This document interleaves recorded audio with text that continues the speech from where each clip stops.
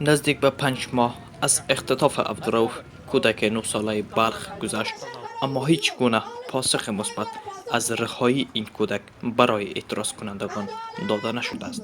این بار شماری از بانوان ملیت ترکمن در پیوند به رهایی عبدالرؤوف دادخواهی مدنی را در برابر کمیسیون حقوق بشر مقیم بلخ راه اندازی کردند.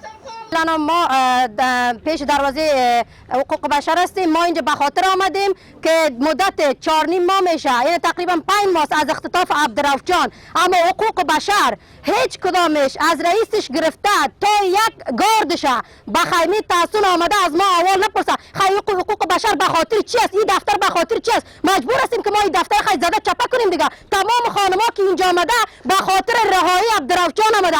کسایی که به اختطاف به جرم عبدالرؤوف جان دستگیر میشه، اونا چرا باید پس رها میشه؟ دولت هر چیزی که پیش خودش هست چرا امرای ما شریک نمیکنه؟ این معترضین حکومت محلی بلخ و مرکزی را در رابطه با رهایی این کودک ناکام خوانده چنین میگویند.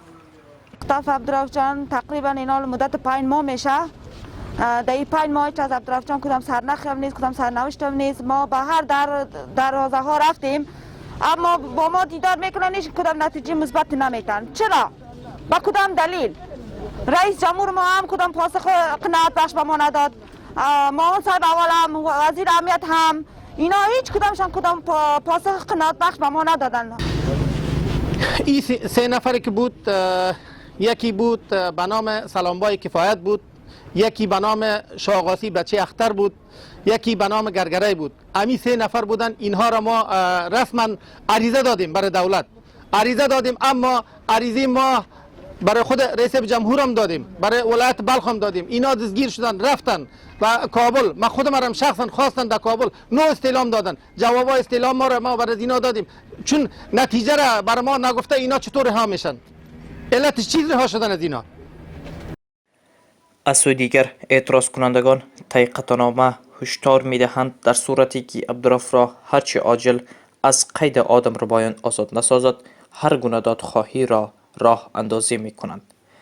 مورخ 1399 ماه 12 تاریخ 27 قطعنامه مادران و خواهران ترکمنها به دفتر کمیسیون حقوق بشر مقیم مزار شریف، قسمی که همه شهروندان افغانستان و جهان خبر دارد. عبدالرؤوف پسر 9 ساله بیشتر از 4.5 ماه از آن می‌گذرد از طرف آدمربایان اختطاف شده و مدت بیشتر از 3.5 ماه می شود با برپا نمودن خیمه تحصین راه پیمایی های گسترده مسدود نمودند.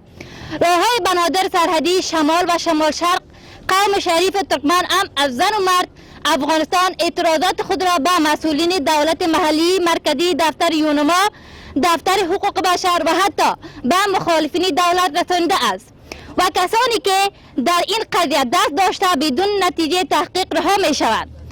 این در حالی است که این معترضین از 100 روز بدین سو اعتراضات گسترده را در هر گوشه و کنار کشور راه اندازی کرده است، اما هنوز هم عبدالرؤوف در چنگ اختطافیان قرار دارد.